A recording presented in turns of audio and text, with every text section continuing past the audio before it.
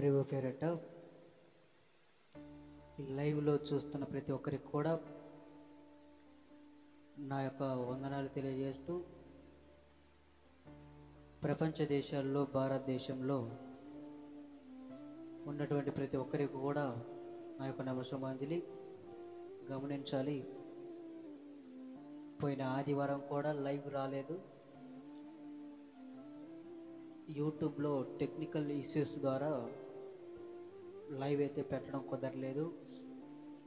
అదేవిధంగా 2 వారాల దాకా లైవ్ రాలేదు. ఇది 3వ వారం.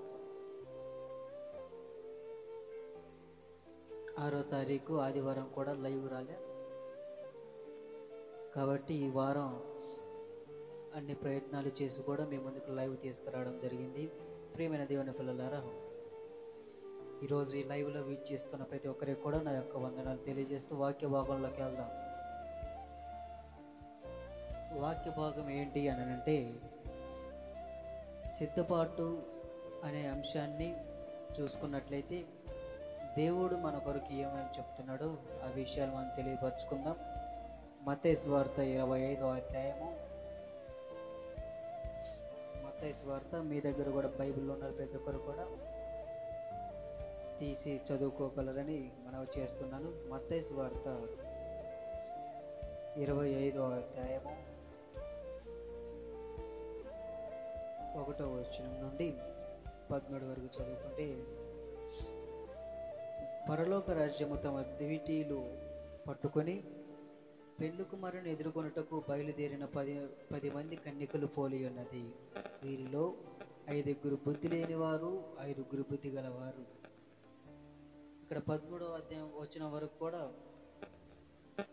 మనము చూసుకోవాల్సిన అవసరం లేదు. ఎందుకనంటే బుద్ధిగల కన్యకలు, బుద్ధి లేని కన్యకల గురించి మనం అందరికీ కూడా తెలుసు కాబట్టి వారి గురించి నేను మామూలుగా చెప్తాను. మత్తయి సువార్త 25వ అధ్యాయంలో చెప్పిన విధంగా బుద్ధిగల కన్యకలు చాలా తృప్తిగా, వారు చాలా వరకు కూడా దేవుడి యొక్క రాకడ కొరకు సిద్ధపాటు కలిగి, దేవుడు రాకడ కొరకు కనులెత్తి చూచుతూ బుద్ధి కలిగి దివిటీలలో నూనె సమకూర్చుకున్నటువంటి కన్యకలు ఉన్నారు. అదేవిధంగా వచ్చినప్పుడు దేవుడు వచ్చినప్పుడు చూసుకుందాంలే, వచ్చినాక లేచి వెళ్దాంలే అనేటువంటి బుద్ధి లేని కన్యకలు కూడా చూసుకున్నట్లయితే మత్తయి సువార్తలో కనపడుతున్నారు. ఆ విధంగా మనం చూసుకున్నట్లయితే దేవుడు ఏమంటున్నాడంటే వారి విషయంలో 13వ వచనంలో ఒక మాట ఉంది. మత్తయి సువార్త 25వ అధ్యాయం 13వ వచనంలో నేను చదివి వినిపిస్తాను. మీ దగ్గర బైబిల్లో ఉన్న ప్రతి ఒక్కరు కూడా చూడండి. ఆ దినమైనను గడి అయినను మీకు తెలియదు గనుక మెలకువగా ఉండుడి. ఒక మనుషుడు దేశాంతరమునకు ప్రయాణమై తన దాసులను పిలిచి తన ఆస్తిని వారికి అప్పగించినట్లును, అతడు ఒకనికి 5 తలాంతులు, ఒకనికి 2, ఒకనికి 1 ఎవని సామర్థ్యము చొప్పున వానికిచ్చి వెంటనే దేశాంతరము పోయెను. హల్లెలూయా. ఇక్కడ ఏమంటున్నాడంటే, ఉపమాన రీతిగా ముందుగా వచ్చిన వారికి, సమయానుకూలంగా వచ్చిన వారికి ఒక జీతాన్ని, అదేవిధంగా కొంత లేటుగా వచ్చిన వారిని ఒక జీతాన్ని, చివరిగా వచ్చిన వారికి ఒక జీతాన్ని కల్పించినట్టు మత్తయి సువార్తలో చూసుకున్నాం. వాక్య భాగంలో పూర్తిగా వెళ్తే, ఇక్కడ బుద్ధిగల కన్యకులు వారు ముందుగానే వారి ఇంటిని చక్క పెట్టుకొని, దీపం ఉండంగానే ఇల్లు ఎలాగైతే చక్క పెట్టుకోవాలని మనకు బైబిల్ గ్రంథం తెలియజేస్తుందో, అదేవిధంగా వారి దివిటీలు పట్టుకొని నూనె అందరూ కూడా సమకూర్చుకొని వారు సిద్ధంగా ఉన్నారు. కానీ బుద్ధి లేని కన్యకులు ఆలస్యంగా, వారు దేవుడు వచ్చినప్పుడు చూద్దాంలే, దేవుడు వచ్చినప్పుడు లేద్దాంలే అని నిద్రపోతున్నటువంటి వారు బుద్ధి లేని కన్యకులు. వీరి విషయంలో చూసినప్పుడు వారు ఆ విధంగా ఉన్నప్పుడు దేవుడు రాకడ సమీపించి దేవుడు వచ్చాడు. దేవుడు వచ్చి బుద్ధిగల కన్యకలను విందు భోజనశాల గదిలోకి తీసుకెళ్లారు. వారు అందరూ కూడా కలిసి బుద్ధిగల కన్యకలతో పాటు కలిసి ప్రభువైన యేసుక్రీస్తు వారు భోజనం చేస్తున్నారు. కానీ ఇక్కడ బుద్ధి లేని కన్యకులు వచ్చి కేకలు వేస్తున్నారు. ఏమని? ప్రభువా, మేము యూను బయట ఉన్నాం, ఒక మారు తలుపు తీ, మేము లోపలికి వచ్చేదము అని అన్నప్పుడు ప్రభువే యేసుక్రీస్తు వారు ఒక మాట అంటున్నాడు. ఏమని అంటున్నాడంటే, మీరెవరో నేను ఎరగను, మిమ్మల్ని నేను ఎప్పుడూ చూడలేదు, మీరు నాకు ఎప్పుడు కూడా మీరు కనపడలేదు అని చెప్తున్నాడు. కాబట్టి ఈ లోకంలో చాలామంది కూడా మారు మనసు పొందడానికి వెనకాడుతూ ఉంటారు. ఇందుకు యవ్వన కాలంలో యవనస్తులుగా ఉన్నప్పుడు అన్నీ అనుభవించాలి, తర్వాత దేవుడు వృద్ధాప్యంలో బాప్టిజం తీసుకుంటే మనం మరణించిన తర్వాత కూడా పరలోక రాజ్యానికి వెళ్తాం అని చాలామంది భ్రమలో ఉంటారు. కానీ దేవుడు ఏమంటున్నాడంటే, నా రాకడ ఎప్పుడు వస్తుందో తెలియదు, దొంగ ఎలాగైతే వస్తాడో ఆ విధంగా నేను వచ్చేదను, కాబట్టి ప్రతి ఒక్కరూ నమ్మి బాప్తిస్మం పొందవలెను అని మార్కు సువార్తలో తెలియజేశాడు. కాబట్టి ప్రియమైన దేవుని పిల్లలారా, చాలామంది కూడా సిద్ధపాటు లేని జీవితాలు మనం చూస్తూ ఉన్నాం. చాలామంది కూడా ఇక్కడ దివిటీయులు అనగా రక్షణ కవచం అని అర్థం, నూనె అనగా దేవుని వాక్యం, పరిశుద్ధత అని అర్థం, సిద్ధి అనగా మన దేహం అనే అర్థం. ఉపమాన రీతిగా ఒక వాక్య భాగాన్ని దేవుడు మనకు తెలియజేశాడు. కాబట్టి ఈ దివిటీయులు అనే రక్షణ కవచాన్ని ధరించుకొని నూనె అనేటువంటి వాక్యాన్ని, పరిశుద్ధతను మనం పొంది మన దేహాన్ని, సిద్ధి అనేటువంటి మన దేహానికి సిద్ధపాటు అనేది ఉంటే దేవుడు ఎప్పుడు వచ్చినా, ఏ రోజు వచ్చినా కూడా మన దేవునితో పాటు పరలోక రాజ్యానికి కొనిపోబడతాం. హల్లెలూయా. కాబట్టి ప్రతి ఒక్కరు గమనించాలి, ఆత్మ పొందుకోవడం కోసం దాహం పెంచుకోవాలి. ఆత్మను పొందుకోవడం కోసం చాలామంది కూడా ఈ లోకం కొరకు దాహం పెంచుకుంటుంటారు. ఈ లోక ధనధాన్యాల కోసం దాహాన్ని పెంచుకుంటారు. ఈ లోక పేరు ప్రఖ్యాతుల కోసం, ఈ లోకంలో లభించేటువంటి వాటన్నిటి కోసం కూడా చాలామంది ఆతృత పడుతుంటారు, తాపత్రయపడుతుంటారు. కానీ ఈ లోకంలో ప్రతి ఒక్కటి కూడా మనతో పాటు రాదు. మనతో పాటు వచ్చేది ఏంటి అని అంటే, అది ప్రభువైన యేసుక్రీస్తు వారు ఇచ్చినటువంటి ఆత్మ మాత్రమే. హల్లెలూయా.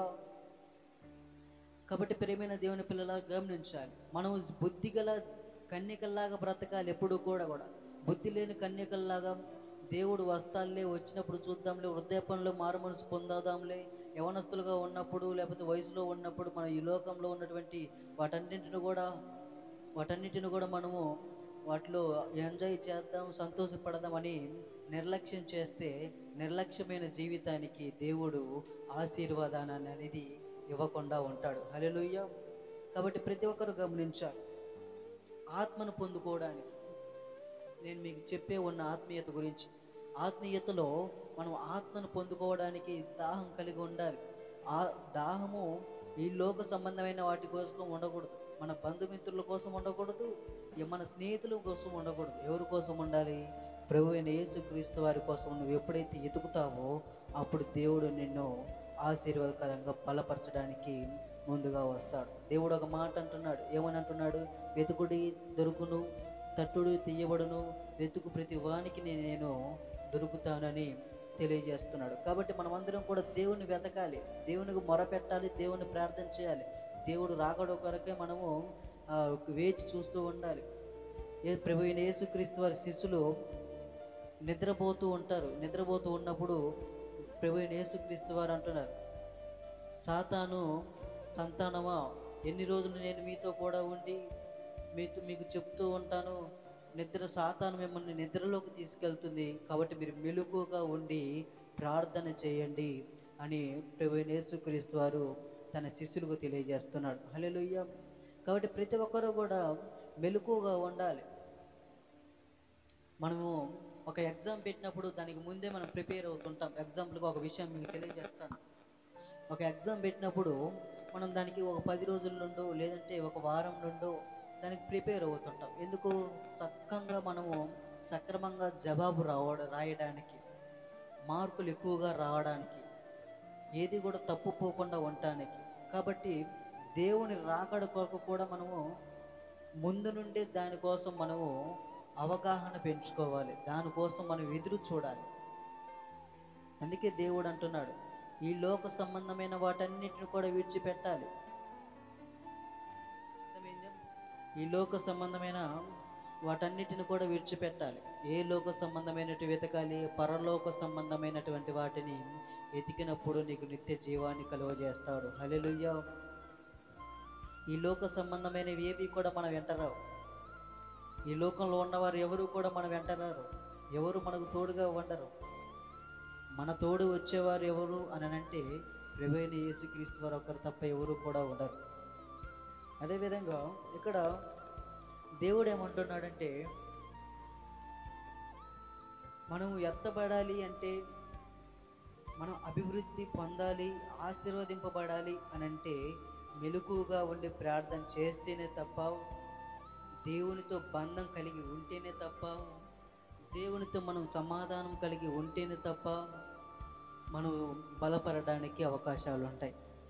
అంతేగాని దేవుణ్ణి పక్కన పెట్టేసేసి ఈ లోకంలో ఏదో చేయాలని, ఈ సమాజంలో మనం ఏదో సాధించాలని మనం ఎంత పోరాటం చేసినా ఎటువంటి లాభం లేదు. కాబట్టి దేవుడు ఒక మాట అంటున్నాడు, సమస్త జనులారా మీరు నా యొద్దకు రండి, రోకలు లేని వారలారా వచ్చి రోకలను కొనండి అని యెషయా గ్రంథంలో తెలియజేస్తున్నాడు. కాబట్టి మనం ఏదైనా మన జీవితంలో కొరతగా ఉంటే, మన జీవితంలో ఏదైనా లేని లోటు ఉంటే, కష్టంలో ఉంటే, ఏదైనా సమస్యలో ఉన్నా కూడా మనము యేసుక్రీస్తు ద్వారానే తప్ప మనకు ఎవరి ద్వారా కూడా సమాధానం అనేది ఉండదు.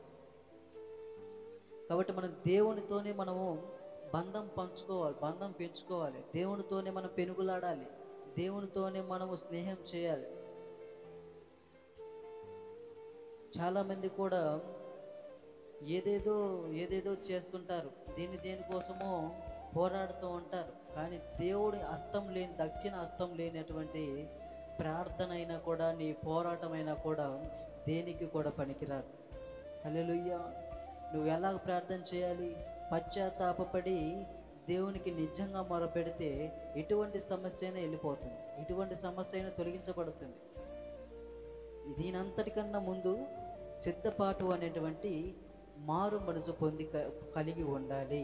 అది లేకుండా నువ్వు ఏది చేసినా కూడా, నువ్వు ఏది సాధించాలనుకున్నా కూడా, ఏది కూడా నీ జీవితానికి రాదు. మనం ఒకవేళ భక్తిలో లేము అనంటే భక్తిలో ఉండకుండా ఉండాలి, లేదు దేవుణ్ణి నమ్ముకోవాలి అని అంటే దేవుణ్ణి పూర్తిగా అయినా నమ్ముకొని ఉండాలి. ఏమంటున్నాడు? వెచ్చగానైనా ఉండు, చల్లగానైనా ఉండు, కానీ నులివెచ్చని జీవితం నీలో ఉండకూడదని ప్రభువు తెలియజేస్తున్నాడు. ఆ వాక్యాన్ని మనం చదువుకుందాం. ప్రకటన గ్రంథము 3వ అధ్యాయము 15వ వచనంలో మాట ఉంది, చదవండి. మీరు కూడా మీ బైబిల్లో చూసి ప్రతి ఒక్కరు కూడా గమనించండి. ప్రకటన గ్రంథము 3వ అధ్యాయము 15వ వచనంలో, నీ క్రియలు నేను ఎరుగుదును, నీవు చల్లగానైనను వెచ్చగానైనను లేవు, నీవు చల్లగానైనను వెచ్చగానైనను ఉండిన ఎడల మేలు అని దేవుడు చెప్తున్నాడు. చాలామంది దేవుడిలో సగం ఉంటాం, దేవుణ్ణి నమ్ముతున్నట్టే ఉంటాం, నామకార్థమైనటువంటి భక్తి కలిగి ఉంటాం, నామకార్థమైనటువంటి ప్రార్థన చేస్తూ ఉంటాం, నామకార్థమైనటువంటి వాక్యాన్ని బోధిస్తూ ఉంటాం, దేవుణ్ణి పూర్తిగా అంగీకరించకుండా ఉంటాం. సగం దేవుల్లో సగం లోకంలో రెండు విధాలుగా ఉంటాం. ఒక భక్తుడు చెప్పాడు, ఉపమాన రీతిగా ఏం చెప్పాడు? 2 పడవల మీద కాలు పెట్టి నది సముద్రంలో ప్రయాణిస్తే ఏం జరుగుతుందంట? ఆ పడవ అటు, ఈ పడవ ఇటు పోయి నడి సముద్రంలో మన జీవితం అనేది నాశనం అవుతుంది. హల్లెలూయా. కాబట్టి దేవుడు ఏమంటున్నాడు? వెచ్చగానైనా ఉండు, చల్లగానైనా ఉండు, నులివెచ్చని జీవితం ఉండమాకు అని అంటున్నాడు. నులివెచ్చని జీవితం ఉండకపోవడమే మేలు అని చెప్తున్నాడు. కాబట్టి దేవుడు భక్తిలో ఉండాలి అంటే మనం నిండుగా మునిగి ఉండాలి దేవుని భక్తిలోనే, లేదు లోకంలో ఉండాలి అని అంటే పూర్తిగా లోకంలోనే ఉండాలి. దేవుడు మన కొరకు ఎంతో అవకాశాలు ఇచ్చారు, ఎన్నో అవకాశాలు ఇచ్చారు మారతారని. కానీ మనం మారకుండా దేవుడికి అయిష్టంగా బ్రతికితే దేనికి కూడా మనం పనికిరాం, దేనికి మనకి ఇష్టంగా ఉండం. ఈ లోక సంబంధమైన వారందరూ కూడా మనల్ని ద్వేషిస్తారు, దూషిస్తారు, వెళ్ళగొట్టబడతాం. ఎప్పుడైతే మనం దేవుణ్ణి ప్రార్థన చేసి దేవుని యొక్క మార్గంలో నడుస్తామో ఆ రోజే దేవుడు నిన్ను ప్రేమిస్తాడు, అదేవిధంగా ఈ లోక సంబంధులైనటువంటి ప్రతి ఒక్క మనిషి కూడా నిన్ను ప్రేమించడానికి ముందుకు వస్తాడు. హల్లెలూయా. కాబట్టి మనం ఎలా ఉండాలి? చల్లగానైనా ఉండాలి, లేదంటే వెచ్చగానైనా ఉండాలి. ఆ రెండు కాకుండా మధ్యలో ఉంటే మనం దేనికి కూడా పనికిరాం. అటు ఇటు కాకుండా వెళ్ళిపోతుంటాం, అటు ఇటు కాకుండా పోతూ ఉంటాం. దట్టు దేవుడికి ఉండం, ఇటు సాతానుకో ఉండం. ఈ లోకంలో విడవబడినటువంటి సంతానంలాగా మనం ఉంటాం. హల్లెలూయా. దేవుడు ఏమంటున్నాడు? క్రైస్తవ్యంలో భక్తిగా ఉండాలి అని అంటే చాలా కష్టాలు వస్తాయి. దేవుని యొక్క మార్గంలో నడవాలి అని అంటే చాలా కష్టాలు వస్తాయి. ఆ కష్టాలన్నిటిని కూడా త్రొక్కుకుంటా, ఆ కష్టాలన్నిటిని కూడా దాటుకుంటా మనం ఎప్పుడైతే వెళ్తామో, ప్రార్థన అనేటువంటి ఆయుధంతో ఆ కష్టాలను మనము జయించుకుంటా ముందుకెళ్ళినప్పుడు దేవుడు మనతో కూడా ఉంటాడు. హల్లెలూయా. కష్టాలు, సమస్యలు అవన్నీ వస్తే వాటిని చూసి భయపడకూడదు. వాటిని చూసి భయపడకూడదు. ఎందుకు భయపడకూడదు? ఈరోజు నేను వాక్య భాగ్యంలో తెలియజేసేది ఏది? యెషయా గ్రంథంలో భయపడకము, జడియకము, నిబ్బరము కలిగి ధైర్యంగా ఉండు అని యెహోషువ గురించి యెహోషువ గ్రంథంలో ఉంది. యెహోషువ గ్రంథంలో యెహోషువ కొరకు దేవుడు మాట్లాడుతున్నాడు. భయపడకూడదు, నిబ్బరం కలిగి ఉండాలి. ఈ లోకమైన వాటన్నిటిని కూడా చూసి మనం భయపడేలా ఉండకూడదు. మనం దేవునికే భయపడాలి. దేవునికి భయపడి దేవుని మార్గంలో మనం సరళముగా దేవుని యొక్క జీవితంలో ఎప్పుడైతే 100% నులివెచ్చని జీవితం లేకుండా పూర్తిగా దేవుని యొక్క భక్తిలో మనం ఎప్పుడైతే మెలుగుతామో, ఎప్పుడైతే మనం దాంట్లో ఉంటామో, దేవుని అనుసరిస్తామో, దేవుని యొక్క వాగ్దానాన్ని మనము దాన్ని పాటిస్తామో, ధర్మశాస్త్రాన్ని మనం ఎప్పుడైతే పాటిస్తామో అప్పుడే దేవుడు మన జీవితాలను ఆశీర్వదిస్తాడు. హల్లెలూయా. మన జీవితాలు ఊరికే ఆశీర్వదింపబడవు. మన జీవితాలు ఊరికే ఆశీర్వదింపబడవు. కష్టపడాలి. దేవుని యొక్క మార్గంలో నడవాలంటే ఎన్నో అడదుడుకులు వస్తుంటాయి. ఇశ్రాయేలు ప్రజల విషయంలో చాలా ఆటంకాలు వచ్చాయి. వెనక శత్రు సైన్యం తరుముకుంటుంది, ముందు ఇశ్రాయేలు ప్రజలు నడకన వెళ్తూనే ఉంటున్నాడు. కానీ ఎటువంటి అపాయం వచ్చినా కూడా, ఎటువంటి ఆపద వచ్చినా కూడా ప్రభువైన యేసుక్రీస్తు వారు వాటన్నిటిని కూడా తొలగింపజేశాడు. హల్లెలూయా. ఎర్ర సముద్రాన్ని రెండు చీలుకలుగా చేశాడు. మన్నా కురిపించాడు, దాహాన్ని ఇచ్చాడు, అగ్నిస్తంభాన్ని, మేఘస్తంభాన్ని ఇచ్చాడు. వారికి ఎక్కడ లేనటువంటి సౌకర్యాలన్నీ కూడా దేవుడు ఇచ్చాడు. ఎందుకు? దేవుని పిల్లలు కాబట్టి దేవుడు వారిని కన్న పిల్లల్లాగా వారిని చూశాడు. హల్లెలూయా. కాబట్టి మనం కూడా దేవుడికి ఇష్టంగా ఉండాలి.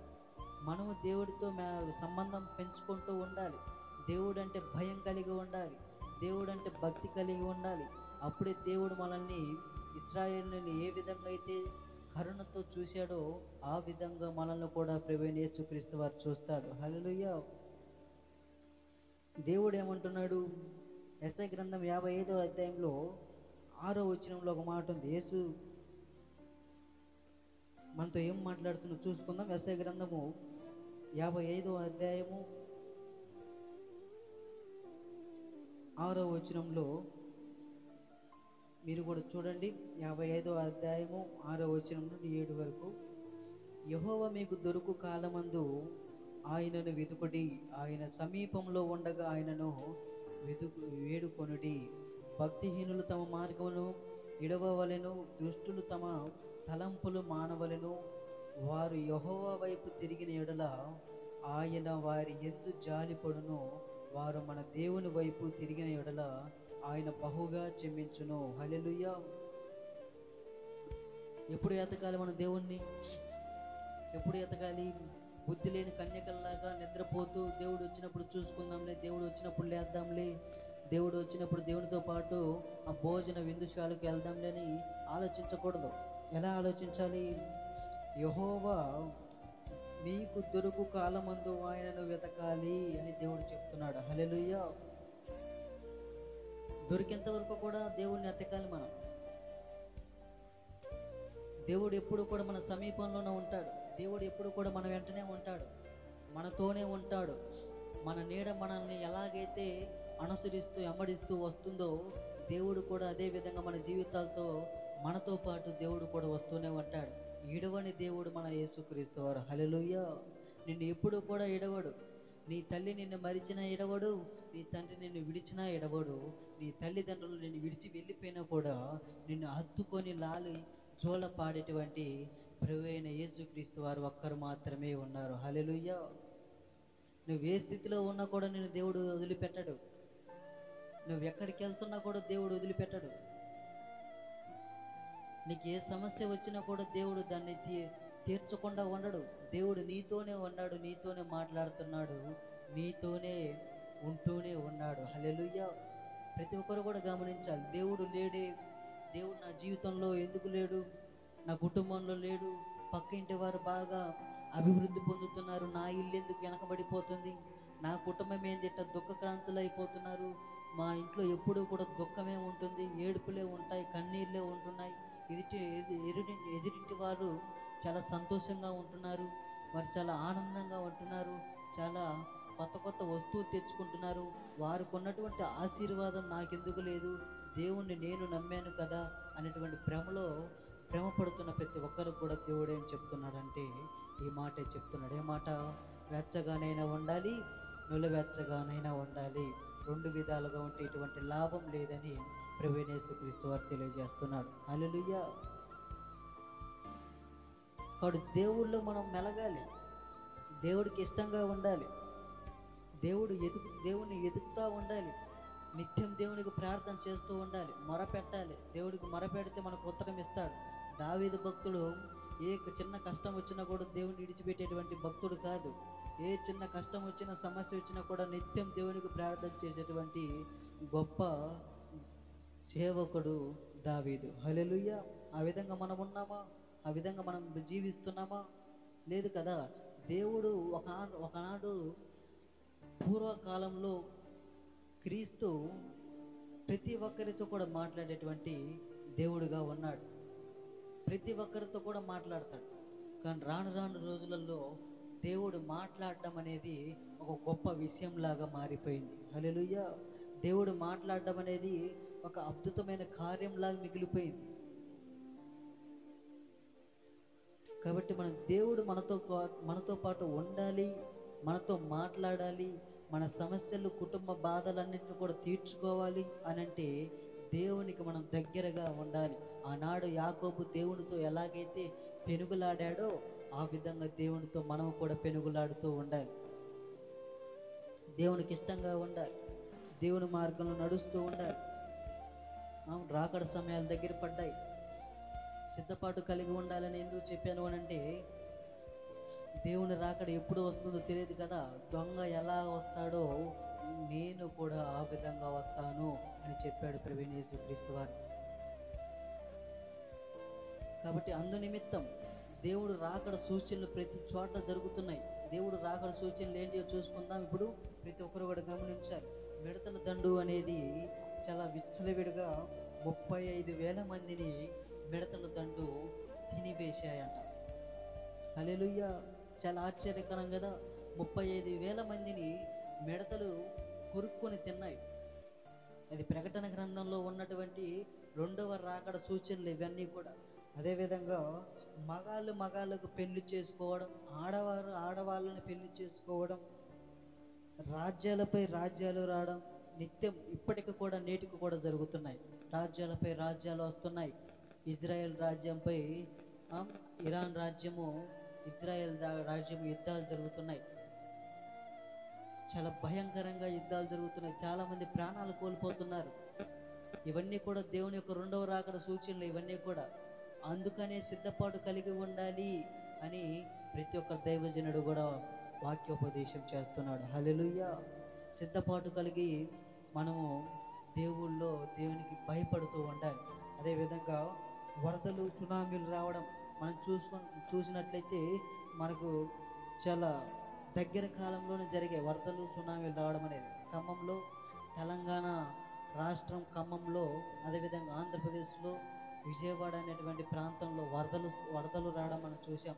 చాలా ప్రాణాలు కోల్పోయారు, చాలా ఆస్తి నష్టం జరిగింది, చాలామంది కూడా రోదన పాలయ్యారు. తల్లికి పిల్లలకి జాడ లేకుండా వెళ్ళిపోయింది. తల్లి ఎక్కడుందో తెలియదు, పిల్లలు ఎక్కడ ఉన్నారో తెలియదు, బంధువులు ఎక్కడ ఉన్నారో తెలియదు, ఏ వస్తువు ఎక్కడ ఉందో తెలియదు, ఈ ఇల్లు ఎవరిదో కూడా తెలియదు. ఎక్కడికెక్కడ చెల్లా చెదరైనటువంటి పరిస్థితులు మనం విజయవాడ ఖమ్మం విషయంలో చూసుకున్నాం. ఇవన్నీ కూడా దేవుని యొక్క రెండో రాకడకు సూచనలు.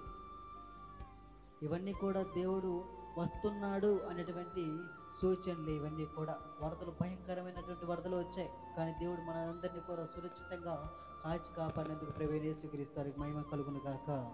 హల్లెలూయా. అదేవిధంగా ఆకాశంలో ఉన్నటువంటి శక్తులు కదిలింపబడతాయి. ఆస్ట్రాయిడ్ అని నవంబర్ 15వ తారీఖు ఈ భూమి మీదకి ఒక రాయి వస్తుంది. ఆ రాయి తగ్గితే భూగోళం అంతా కూడా నాశనం అయిపోయిందని న్యూస్లో వచ్చాయి. అలాంటి ఆకాశ శక్తులు లూకాసు వార్త 21వ అధ్యాయం 25వ వచనంలో ఉన్నాయి. ఆకాశ శక్తులు భూమి మీదకి వస్తాయి అని లూకాసు వార్తలో ఉన్నాయి. ఆ విధంగా ఈ రాకడ సమీపం ఉన్నప్పుడు ఈ సూచనలన్నీ కూడా జరుగుతున్నాయి. కాబట్టి మనం నిబ్బరము కలిగి ధైర్యంగా ఉండి సిద్ధపాటు కలిగినటువంటి బుద్ధి గల కన్యకల్లాగా మన జీవితాలు కొనసాగింపబడాలి. బుద్ధి కలిగి ఉండాలి. ప్రకటన గ్రంథము 3వ అధ్యాయం 18వ వచనంలో ఒక మాటను చదువుకుందాం. ప్రకటన గ్రంథము 3వ అధ్యాయము 18వ వచనంలో దేవుడు ఒక మాట అంటున్నాడు. ఏమని అని అంటే 3వ అధ్యాయం ప్రకటన గ్రంథం 3వ అధ్యాయం 18వ వచనం, నీవు ధనవృష్టి చేసుకున్నట్లు అగ్నిలో పుటమి వేయబడిన బంగారమును నీ దిశమల్ల సిగ్గు కనబడినట్లు ధరింపుకొనుటకు తెల్లని వస్తువులు నీకు దృష్టి కలుగునట్లు నీ కన్నులకు కాటుకను నా యొద్ద కొనుమని నీకు బుద్ధి చెప్పుచున్నాను. హల్లెలూయా. ఎవరి దగ్గరికి వెళ్ళాలి? మనము ఎవరి దగ్గరికి వెళ్ళాలి? వాక్యం అనే జీవాహారము దేవుని దగ్గరే దొరుకుతుంది. ఆదికాండంలో 1వ అధ్యాయంలో వాక్యం దేవుడే ఉండెను, దేవుడు వాక్యమై ఉన్నాడు, వాక్యం దేవుని యొద్ద ఉంది అనేటువంటి వాక్యం మనం అందరికి కూడా తెలిసినటువంటి లేఖన భాగమే. ఆ విధంగా మనం ఏది కూడా ఈ లోక సంబంధమైనటువంటి వాటిని వదిలిపెట్టి దైవ సంబంధమైనటువంటి వాటిని మనం దాన్ని పాటించాలి అని అంటే అవన్నీ కూడా జీవాహారం అనేటువంటి దివిటీలోనున్నటువంటి నూనె అనేటువంటి పరిశుద్ధత అవన్నీ కూడా ప్రభువైన యేసుక్రీస్తు వారి దగ్గర మాత్రమే దొరుకుతాయి.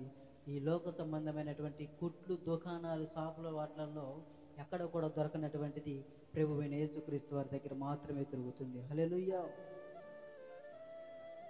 దేవుడు అంటున్నాడు, బుద్ధి కలిగి మనం ఎప్పుడైతే దేవుని యొక్క మార్గంలో నడుస్తామో, ముందు చూపు చూస్తామో, ఎవరైనా వస్తున్నారంటే మనం 2 రోజుల ముందు నుండి ఆశపడుతూ ఉంటాం, వస్తాడు రేపు వస్తాడు ఎల్లుండి వస్తాడని.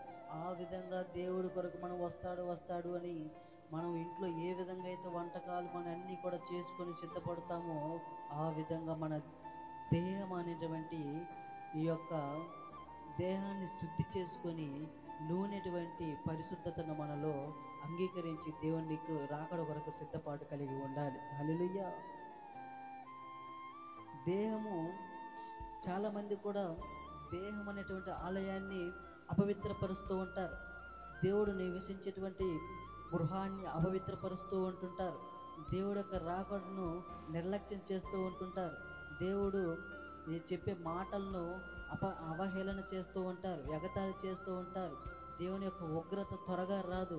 దేవుడు ఏమంటున్నాడు? యెషయా గ్రంథంలో, ఎన్నిసార్లు గద్దించినను గద్దింపుకు లోబడిన వానికి హఠాత్తుగా మరణం వస్తుంది అని యెషయా గ్రంథంలో తెలియజేశాడు. హల్లెలూయా. కాబట్టి మనము దేవుని యొక్క ధర్మశాస్త్రాన్ని అనుసరిస్తూ ఉండాలి. దేవుడు చెప్పినటువంటి వాటిని పాటిస్తూ ఉండాలి.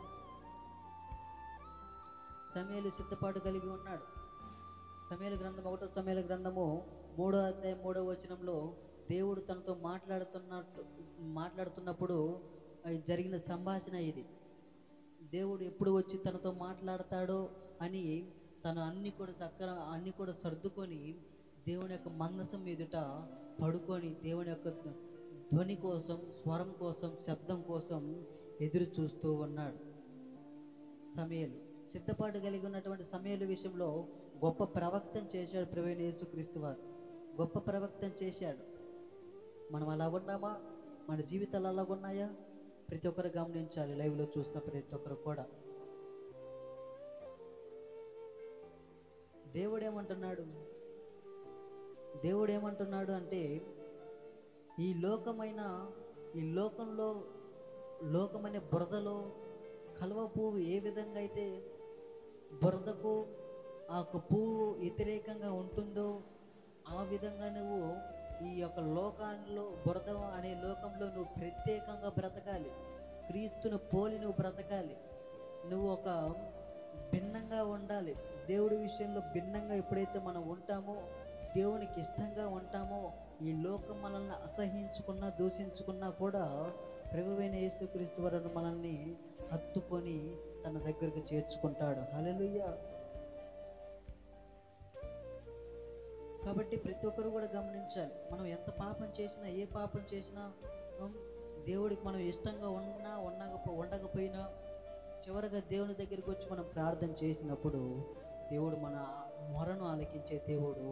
ఎప్పుడు కూడా విడవడు, ఎడబాయడు, మనతో పాటు కూడా ఉండి నిత్యం మన మేలు కొరకు ప్రార్థన మనం ఎప్పుడైతే చేస్తామో మనతోనే ఉంటూ మన వెంటనే ఉంటూ నీడ మనల్ని ఎలాగైతే విడిచిపెట్టకుండా ఉంటుందో ఆ విధంగా దేవుడు కూడా మన జీవితాలతో ఉంటాడు. నిన్ను ముదిమి వచ్చే వరకు ఎత్తు పట్టుకుంటానని చెప్పాడు. నీ రాళ్ళు నీ కాళ్ళకు తగలకుండా దేవదూతలను పంపించి నిన్ను ఎత్తి పట్టుకుంటాడని చెప్పాడు.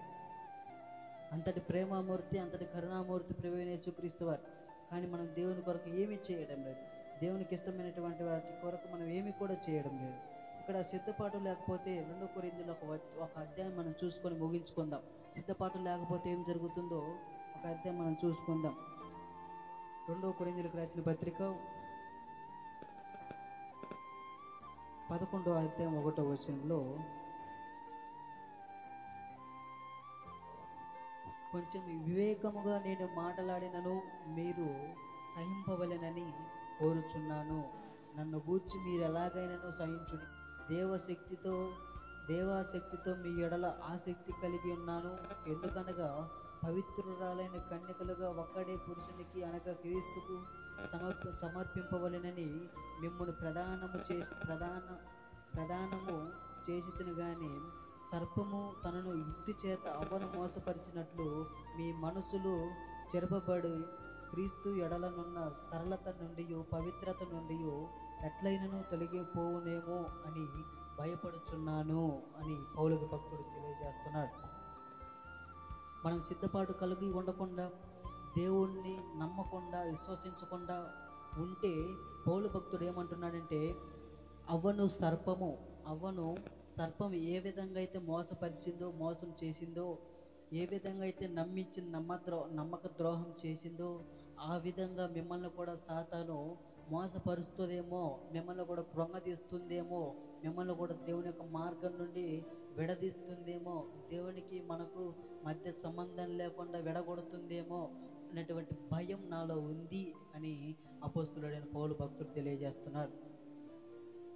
కాబట్టి ప్రియమైన దేవుని పిల్లలారా, బుద్ధిగల కన్యకల్లాగా మనం ఉండాలి. బుద్ధి లేని కన్యకల్లాగా దేవుడికి అయిష్టమైనటువంటి జీవితాలు మనం బ్రతికినా కూడా ఇటువంటి లాభం కూడా లేదు. దేవుడికి ఇష్టమైనటువంటి జీవితాలు దేవుడు త్వరగా అంగీకరిస్తాడు. దేవుడు త్వరగా దేవుని దగ్గరికి తీసుకెళ్తాడు. దేవుడికి ఇష్టమైనటువంటి వారిని త్వరగా తీసుకెళ్తాడు. దేవుని యొక్క కుడి పార్శ్వంలో వారిని కూర్చొని పెట్టి నిత్యము దేవుడికి స్తుతులు స్తోత్రాలు చెల్లిస్తూ ఉంటాం. హల్లెలూయా. కాబట్టి మనం అందరం కూడా గమనించాలి.